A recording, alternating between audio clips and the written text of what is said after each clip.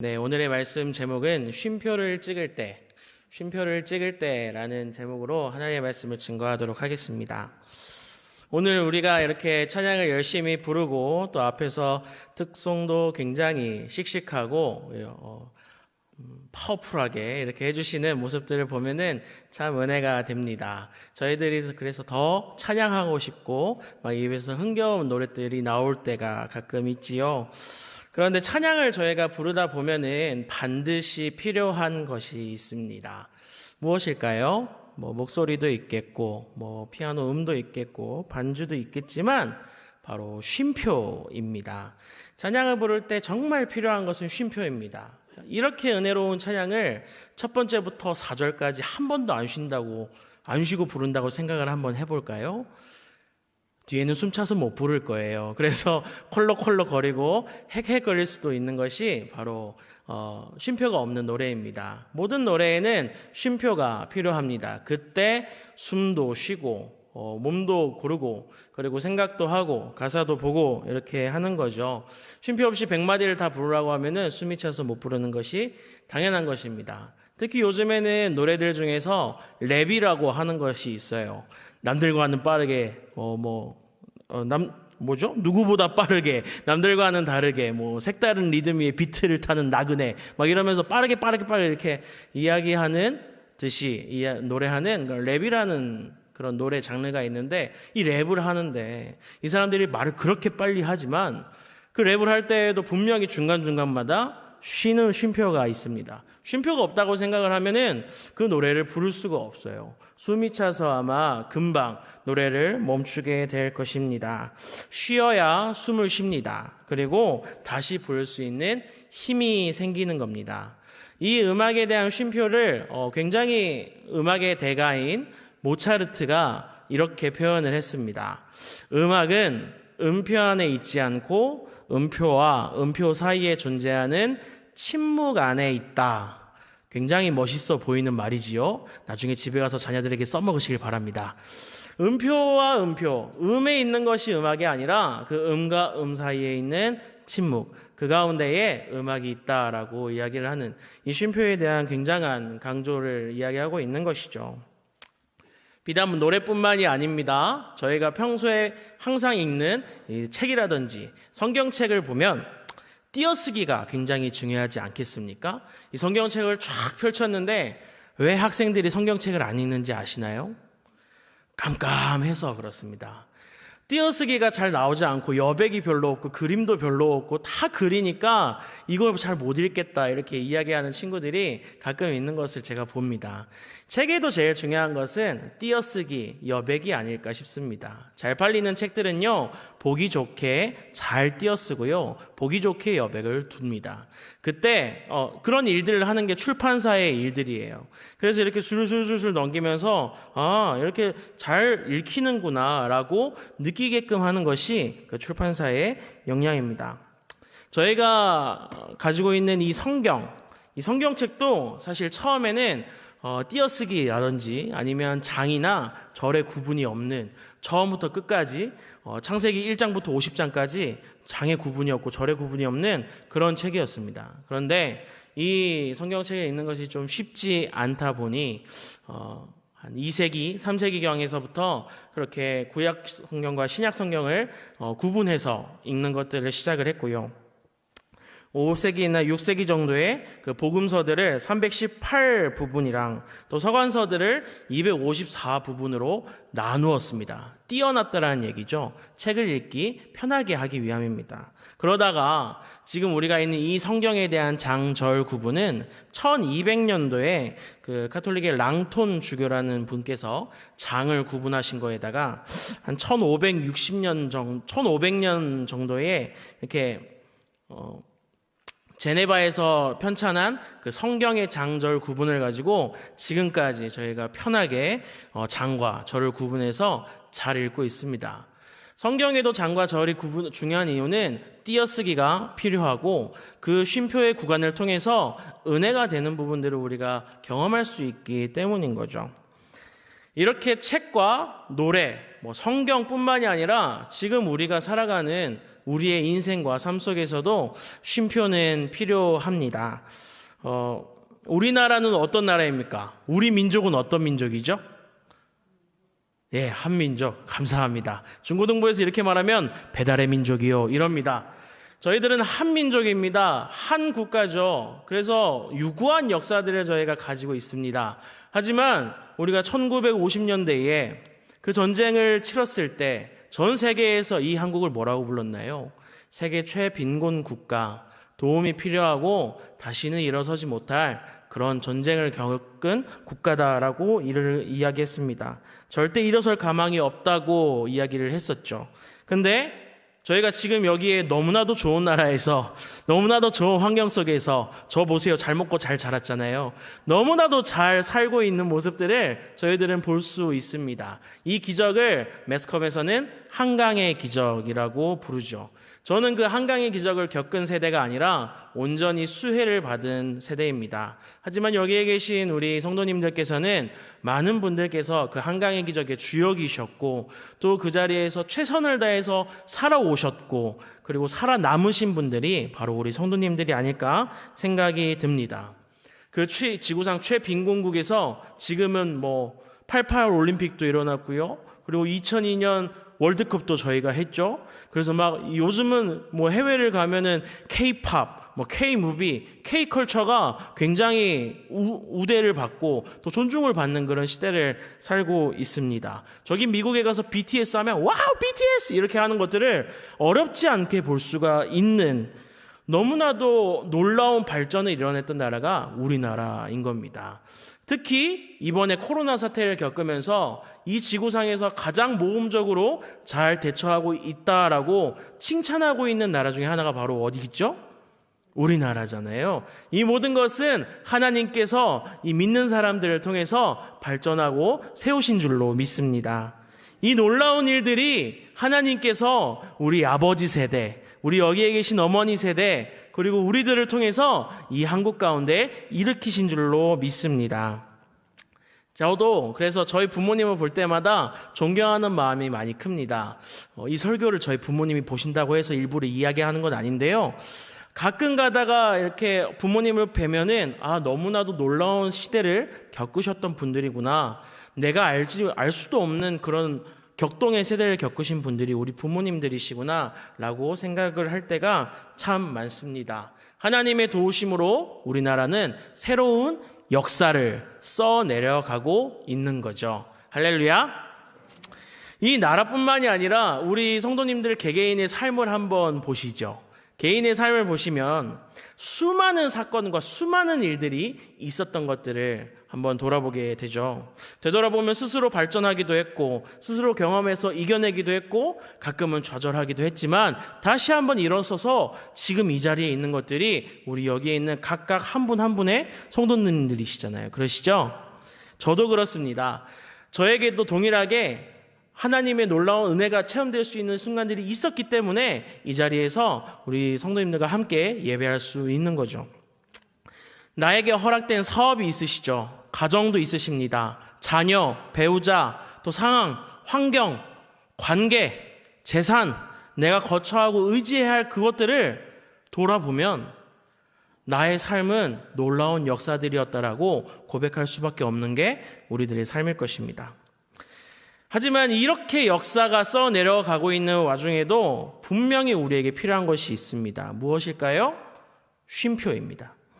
바쁘고 이루어내고 해내야 하는 그 역사 속에 갑자기 내 삶에 쉼표가 찾아올 때도 분명히 있는 겁니다.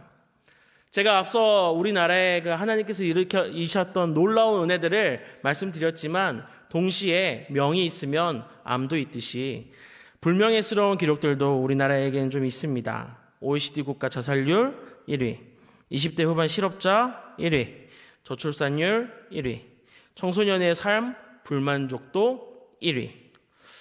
쉼표 없이 계속해서 성장하고 발전하고 전진하고 확장하고 이루어내야 된다라는 그래서 그 목숨을 걸면서 치열하게 살아왔던 우리에게 그래서 새로운 역사가 또 쓰여지고 또 쓰여지는 우리에게 지금 이 시대는 쉼표가 필요하다라고 깊이 도전을 하고 있는 거죠. 대한민국을 설명할 때 외신들은 보통 이렇게 이야기를 하고 합니다. 워커홀릭의 나라라고, 일 중독자들이 모여있는 나라라고 이야기를 합니다. 끊임없이 움직이고 일합니다. 코로나19 사태가 터져서 집에서 쉬라고 했는데 집에서 커피를 400번 저어서 달고나 커피를 만들어 먹는 민족이 우리나라다. 2000번 동안 저어서 만들어야 되는 제티 가루의 떡 덩어리를 만들어서 먹는 민족이 대한민국이다. 놀라운 코리아라고 외신들은 이야기를 하죠. 교육열도 마찬가지죠. 다음 세대를 향한 교육열도 우리나라는 엄청나게 강력하게 압박하고 있는 모습을 볼 수 있습니다. 제가 이렇게 어떻게 보실지 모르겠지만 저도 고등학교를 저기 강남의 좋은 데에서 나왔습니다. 파락군이라고 부르는 곳에서 나왔어요. 그곳에서 동기들이 공부하는 모습을 봤습니다.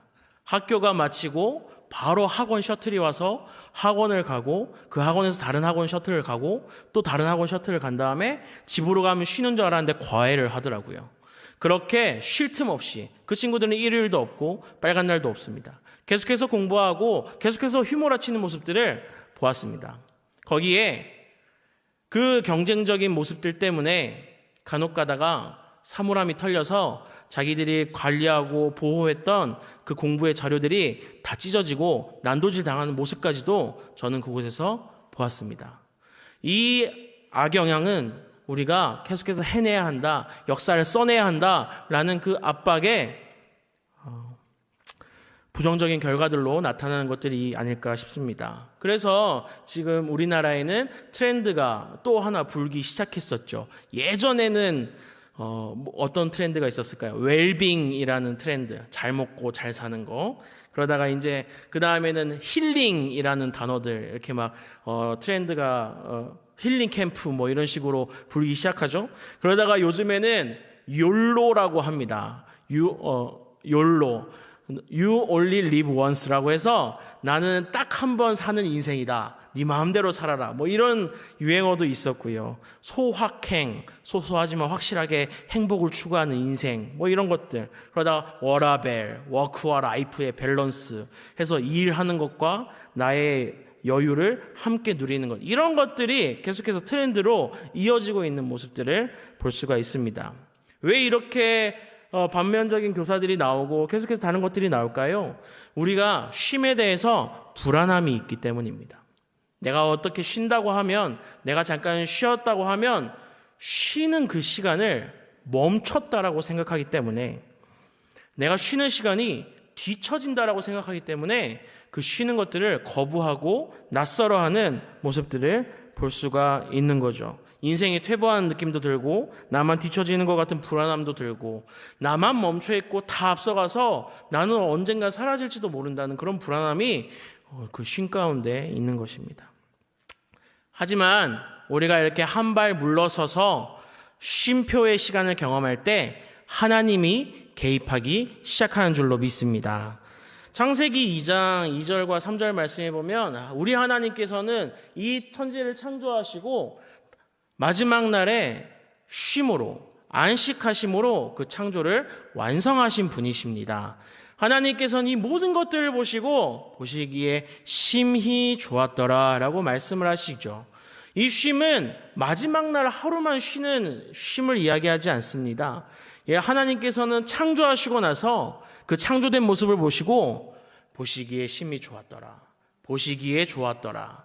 보시기에 좋았더라. 끊임없이 이야기하십니다. 여러분들 우리가 뭔가를 만들고 나서 뭔가를 좋다라고 이야기를 하려면 어떻게 해야 되나요? 그리면서 좋다 이렇게 하지 않죠. 그리다가 잠깐 멈추고 보는 시간이 있죠. 하나님께서는 창조하실 때도 중간중간마다 쉬시면서 하나님이 역사하시는 그 순간을 기다리고 계셨던 것입니다. 하나님이 쉬셨던 것은 절대 하나님이 모자라서 쉬신 것도 아니고 하나님께서 부족하셔서 쉬신 것도 아닙니다. 이 지구를 창조하시다가 하나님이 재료가 모자르셨을까요? 아니면 돈이 모자랐을까요? 아니면 갑자기 졸리셨을까요? 그런 건 아닐 거라고 생각이 듭니다. 하나님께서는 분명히 필요함이 있기 때문에 그 시간을 가지셨던 것입니다. 하나님의 쉼표의 시간은 완전한 안식의 시간이고 완전한 만족의 시간이었던 것입니다. 하나님의 쉼표, 하나님의 역사와 우리의 노력이 함께 모여서 개입하는 그 시작의 순간이 바로 우리 쉼표의 시간인 줄로 믿습니다. 우리에게는 분명히 쉼표가 필요할 겁니다. 그런데 오늘 우리가 읽은 이 이스라엘을 한번 보실까요? 이스라엘 보면은 이스라엘은 애굽에서 탈출하기를 원했던 민족이 바로 이스라엘입니다. 이 이스라엘 사람들은 빨리 독립하고 싶었어요. 우리들이 노예 생활을 할 사람들이 아니다. 우리는 독립된 공간에서 우리 하나님만 섬기는 그런 민족으로 살고 싶다라는 그 갈망이 너무나도 컸습니다. 그래서 계속해서 구할 때 하나님께서는 하나님의 사람 모세를 통해서 이스라엘을 독립시키기로 작정하시고 또 독립의 역사를 써내려가시는 것을 볼 수 있죠. 하나님께서 너무나도 놀라운 모습으로 이스라엘을 출애굽시키시는 것을 우리는 모두 다 알고 있습니다. 놀라운 사람이 할 수 없는 10가지 재앙으로 10가지 기적으로 하나님께서는 내가 너희들을 구원한다라는 모습을 보여주셨어요. 놀라운 하나님의 역사, 태초부터 한 번도 없었던 그 역사를 하나님께서는 써내려가고 계시는 모습을 볼 수가 있습니다. 하나님의 역사가 너무 놀라요. 하나님이 보호하시니까 우리 뭐든지 할 수 있어요. 할렐루야 하면서 그대로 있었던 이 이스라엘 백성들이 탈출을 하고 있는데 북동쪽 가나안 땅으로 계속해서 이렇게 전진하면서 이스라엘이 잘 가고 있는데 갑자기 하나님께서 방향을 전환을 하십니다. 2절의 말씀에 보시면 하나님께서 들으셨습니다. 이스라엘 자손에게 명령하여 돌이키게 하셨어요. 어디 쪽으로 돌이키게 하셨을까요? 홍해가 있는 쪽으로. 분명히 잘 가고 있었는데 하나님께서 갑자기 이렇게 돌이키게 하신 것입니다. 이스라엘은 어떻게 해야 돼요? 따라가야죠. 그래서 그대로 따라가서 홍해 앞에 진을 칩니다. 뒤에는 바닷가가 있어요. 옆에는 막혀 있고요. 앞에 하나 있습니다. 그것을 저희가 보통 배수의 진이라고 표현을 하죠. 분명히 좋은 수경지도 있었고 길도 있었는데 그곳을 하나님께서 인도하셨습니다.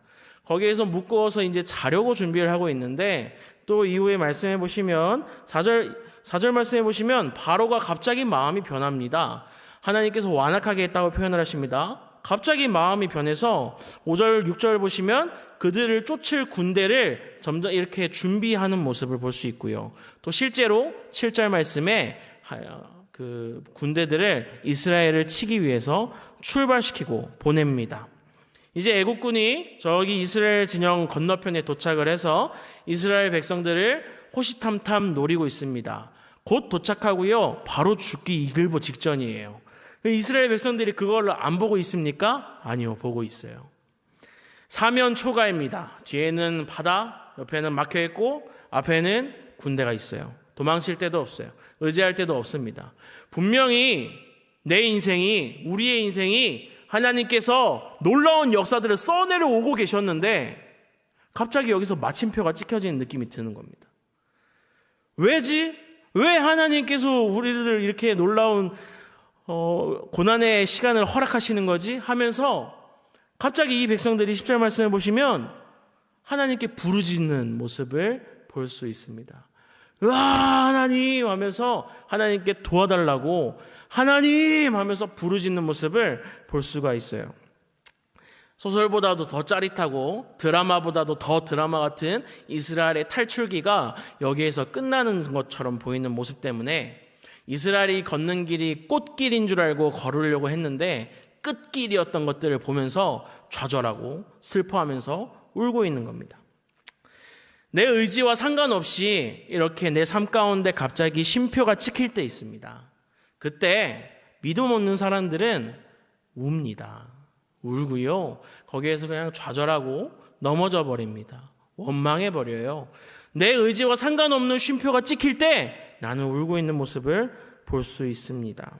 우리의 인생도 마찬가지가 아닐까요? 분명히 나는 지금까지 열심히 살았는데 나는 무엇인가 열심히 해내왔는데 놀라운 역사를 내 삶의 드라마 가운데 써내려가고 있었는데 내가 의도하지 않은 쉼표가 찍혔을 때 어쩔 줄 몰라 하는 그런 모습들을 우리들은 간혹 경험하게 되죠. 힘이 빠져서 울고 싶어지는 경험이 있게 됩니다. 내가 건강이 좋지 않아져서 부득이 쉬어야 할 때, 아니면 충분히 내가 일을 할 수 있음에도 불구하고 정년이라든지 아니면 상황과 환경 때문에 일을 할 수 없는, 이겨낼 수 없는 상황이 나에게 찾아올 때 어쩔 줄 몰라 하는 그런 순간이 분명히 있었을 겁니다. 그런데 우리 믿는 사람들의 시선은 어디에 있어야 됩니까? 이 쉼표의 시간도 분명히 하나님이 찍으셨다는 사실을 믿으시기를 바랍니다. 우리의 어쩔 수 없는 불가항력적인 그런 삶이 쉼표를 찍게 한 것이 아니라 분명한 하나님의 인도하심과 목적이 나의 삶의 쉼표를 찍었다라고 믿고 살아가시는 우리 모든 성도님들 되시기를 축복합니다. 내 의도와는 상관없이 쉼표가 찍힐 때, 그때 나는 이 상황과 환경을 바라보는 것이 아니라, 연약하고 아무것도 할 수 없는 나를 바라보는 것이 아니라 바로 위에 계신 우리 하나님을 바라보아야 하는 것입니다. 저도 이렇게 사역을 하면서 저의 의도와는 상관없이 이렇게 쉼표를 찍힐 때가 있었어요. 언제냐면은 바로 춘천중학교에 와서입니다. 제가 이곳에 온 지 어느덧 벌써 5개월이 지난 것 같은데 제가 중고등부를 담당하고 있습니다. 중고등부를 담당을 12월 한 말쯤에 제가 시작했던 것 같아요. 12월 말에 중고등부 아이들을 만나서 이제 나는 뭐 열심히 해봐야지. 난 막 전도도 하고, 나 막 양육도 하고, 막 애들 예배 드려가지고 막 열심히 해야지. 막 흘러 넘쳤습니다. 이런 열정들이 흘러 넘쳐서 무엇이든지 하고 싶었어요. 특히 하나님께서 이 춘천중앙교회로 인도하시면서 주셨던 마음과 말씀들, 기대감이 있었기 때문에 그것을 가지고 얼른 빨리 사역하고 싶다라는 마음이 너무나도 컸어요. 그래서 내가 이 사역을 어떻게 펼칠 수 있을까 고민하다가 겨울 수련회를 준비하게 되었고, 겨울 수련회를 앞둔 바로 한 5일 정도, 그때 열심히 겨울 수련회를 준비하면서 어떻게 기도하지? 이 수련회 동안 아이들이 성령을 받고 리더가 세워져서 양육을 하고 1학기가 시작되면 전도를 해야지. 전도를 하면 요번에 한 40명 50명 예배를 드리겠지. 그러다가 여름 수련회가 시작되면은 와 할렐루야, 이거를 기대를 하면서 막 사역을 막 꿈에 부풀어 준비를 하고 있는데 독감에 걸린 겁니다. 그래서 너무나도 수련회에 가서 아이들 이렇게 붙잡고 기도해주고 싶고 같이 이렇게 울면서 기도해주고 싶은데 못 갔어요. 못 가고 결국 저 대신 이봉현 목사님이 그 수련회를 대신 가주셨습니다. 그때 저의 그 상실감과 좌절감과 아무것도 할 수 없다라는 그 괴로운 마음은 정말 이루 말할 수가 없었습니다. 왜 이렇게 막히지? 내가 이렇게 놀라운 역사를 하나님께서 나를 통해서 이제 써내려 가실 거야 기대하면서 왔고 시작하기 바로 일보 직전인데 하나님이 멈추시는 것 같은 느낌이 드는 겁니다. 왜지? 왜일까? 그때 제가 할 수 있었던 것은 딱 하나, 하늘을 보는 것, 하나님 바라보는 것 말고는 없더라고요. 그때 제가 할 수 있는 것은 기도밖에 없었습니다. 기도하면서 하나님의 뜻을 물을 수밖에 없는 그 순간에 제가 서 있었습니다. 그때 하나님께서는 저에게 말씀을 해주셨어요. 네가 하는 거 아니야. 내가 한다. 그래서 저를 더 겸손하게 더 낮추시면서 하나님의 주권을 인정하도록 저에게 마음 가운데 감동을 주셨던 경험이 있습니다. 그 수련회를 너무나도 은혜롭게 잘 마치고 이제 교회로 와서 저도 이제 몸이 다 나아서 아이들과 함께 즐겁게 예배를 드리는데 그때 이제 그래요 하나님이 하시는 겁니다. 아멘 해놓고서는 이제 또 저 슬슬 이렇게 아이들이랑 만나서 예배를 드리다 보니까 막 불이 막 슬슬 타는 겁니다. 얘들 이렇게 양육시켜가지고 이렇게 해가지고 또 1학기엔 전도를 하고 또 이런 마음이 또 오는 겁니다. 이렇게 오니까 하나님이 주신 거겠지 하면서 계속해서 그 마음을 품으면서 어떻게 하지 하고 있는데 갑자기 2월 말에 코로나가 터지면서 중고등부 예배가 교육부서 예배가 이제 온라인으로 전환이 되는 겁니다. 뭐지? 이건 뭘까? 왜 하나님이 자꾸 멈추시지? 나는 하나님께서 분명히 놀라운 사역을 계획하고 계시다고 예배를 하셨는데 말씀하셨는데 뭐지? 하면서 그때도 제가 할 수 있는 것은 하늘을 바라보는 것밖에 없었습니다. 하나님을 바라보면서 기도하면서 하나님의 뜻을 구하는 것 말고는 제가 할 수 있는 것이 정말 아무것도 없었습니다. 그때 하나님께서 저에게 주셨던 마음은 동일하게 너가 하는 게 아니고 내가 하는 거야. 하나님이 하신다라는 그 마음을 저에게 계속해서 주시면서 저는 그래서 결국은 주님 하나님 하세요, 열심히 할게요 하면서 계속해서 기도하고 아이들을 이렇게 신방하고 그럴 수밖에 없었어요. 우리들에겐 분명히 의도치 않은 순간에 찍히는 쉼표가 찾아오게 됩니다. 그때 저희들은 당황하고 믿음이 없으면 울고 부르짖고 좌절하고 슬퍼하고 원망하는 그런 이 이스라엘의 모습과 다르지 않을 거라고 생각이 듭니다. 하지만 믿음이 있는 우리 모든 성도님들, 이 쉼표가 찍히는 그 순간에 하나님이 하시는 것을 기대하시기를 소망합니다.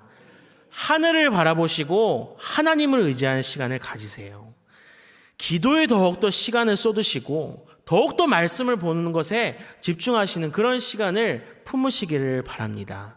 그 순간에 하나님께서 분명히 우리에게 주시는 음성이 있을 것이고 우리가 멈추었던 그 순간에 하나님이 움직이시기 시작하시는 것을 보게 될 것입니다.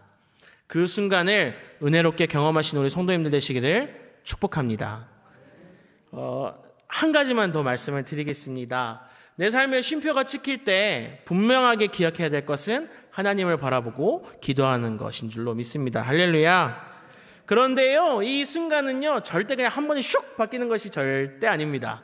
하나님께서는 오늘 이 말씀을 한번 볼까요? 13절 말씀에 보시면 놀라운 하나님의 일들을 직접 보여주시겠다고 약속하십니다. 가만히 서서 여호와께서 오늘 너희를 위하여 행하시는 구원을 봐라, 이렇게 명확하게 명령하고 있습니다. 우리가 뭔가 노력을 하고 뭔가 힘을 써서 막 움직여가지고 해내는 그런 우리의 능력이 아니라 하나님의 능력을 봐라. 근데 강조합니다. 가만히 서서.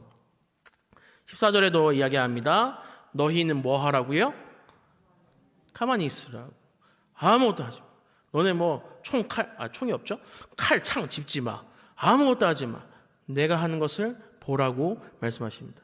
저는 그래서 이때 사실 어릴 때는 그런 줄 알았습니다. 하나님이 갑자기 그 군대들을 이렇게 막 펼치시고 흩으시고 갑자기 모세가 촥 하면은 바다가 쫙 갈라져서 한 1분 만에 갈라져서 이렇게 쫙 지나가고 막 이런 건 줄 알았어요. 근데 그게 아니에요. 오늘 말씀해 보시면 그 이후에는 그 하나님의 구름 기둥과 불 기둥이 다시 그 이스라엘 장막 앞에, 그러니까 그 애국 군대가 오지 못하도록 방패를 쳐주는 모습을 볼 수가 있고요. 이 상태로 밤새 모세가 이렇게 홍해물을 탁 치니까 밤새 강한 바람이 불게 합니다. 밤새요, 밤새. 1분 1초 1시간이 아니라 밤새 불게 하십니다. 이스라엘 백성들은 그 시간을 계속해서 보고 있는 거예요.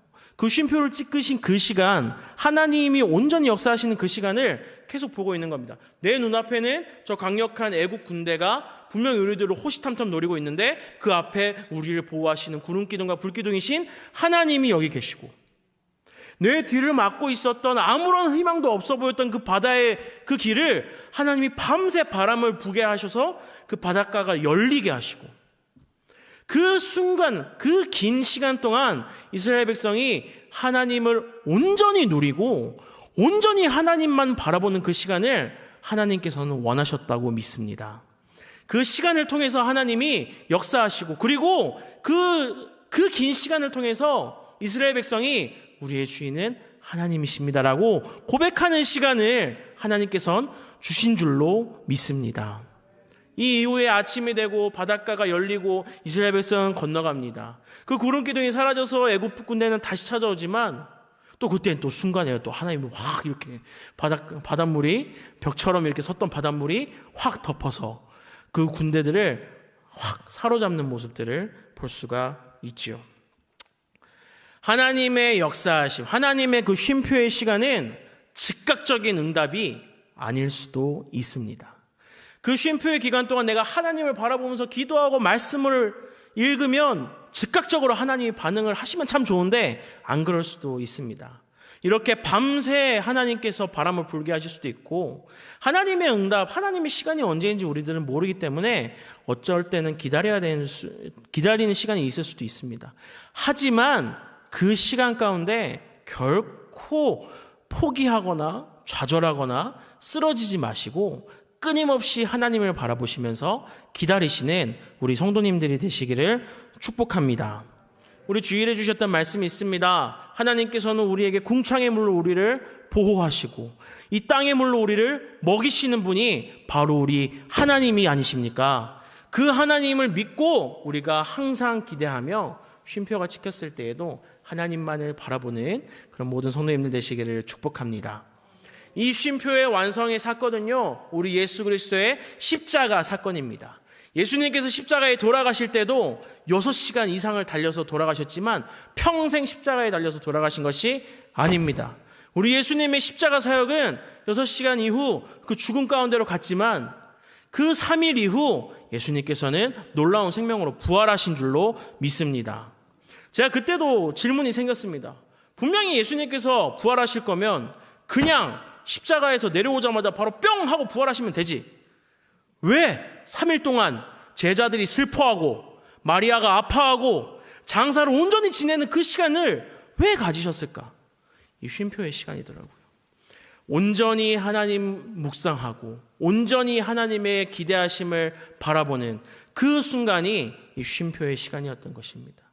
이 쉼표 이후에는 마침표가 아니라 새로운 하나님의 시작인 줄로 믿습니다. 하나님께서는 분명히 역사하실 거고 나를 통해 일하실 것입니다. 그 역사하심을, 그 일하심을 우리가 믿으면서 살아가는 우리 모든 성도님들 되시기를 축복합니다. 시선을 적에게 두지 말고 나에게 두지 말고 하늘에 두고 쉼표가 찍혔을 때 하나님을 바라보며 끝까지 기도하고 끝까지 말씀을 통해서 하나님을 묵상하는, 그래서 우리가 가만히 있을 때 나의 노력과 하나님의 개입이 이루어지는 그 순간인 하나님의 쉼표의 역사를 우리가 경험하는 그런 성도님들 되시기를. 그래서 우리의 그 시간들, 우리의 의도하지 않았던, 아니면 혹여나 내가 의도했다 할지라도 그 쉼표의 시간들을 온전히 하나님의 것으로 채우시는 우리 모든 성도님들 되시기를 축복합니다. 지금 시간이 다 돼서 제가 찬양을 나누기만 하겠습니다. 보라 너희는 두려워 말고 보라 너희를 인도한 나를, 보라 너희는 지치지 말고 보라 너희를 구원한 나를. 다 같이 읽겠습니다. 너희를 치던 적은 어디 있느냐? 너희를 억누르던 원수는 어디 있느냐?